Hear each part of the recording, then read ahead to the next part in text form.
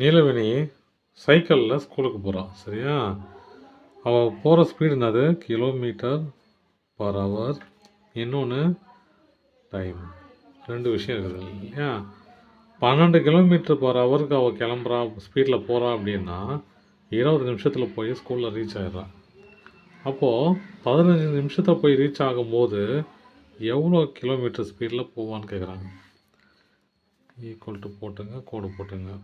அப்புறம் எதனா ஒன்று இன்வெர்ஸாக மாற்றினா இது இன்வெர்ஸாக மாற்றிக்கிறேன். அப்போது x/12 ஈக்குவல் டு 20/15 சரிங்களா.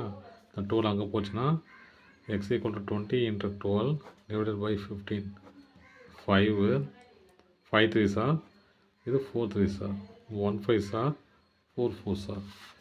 அப்போ x equal to 4 × 4 x equal to 16 இல்லையா. ஏற்கனவே அவள் எவ்வளோ ஸ்பீடில் போயிட்டு இருந்தான் 12 ஸ்பீடில் போயிட்டு 12 km/h ஸ்பீடில் போயிட்டு இருந்தான் இல்லையா பரவாயில்ல. ஆனால் இப்போது அந்த 15 செகண்ட் டைமில் 15 நிமிஷத்தில் போய் சேரும்போது எவ்வளோ ஸ்பீடில் போகிறான் 16 km/h போகிறான். அப்போ எவ்வளோ இன்க்ரீஸ் ஆகிருக்குது அப்படின்னா 16 -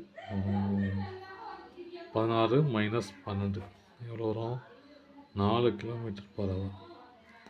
அப்போது 4 km/h இன்க்ரீஸ் ஆகிருக்கு. தேங்க்யூ.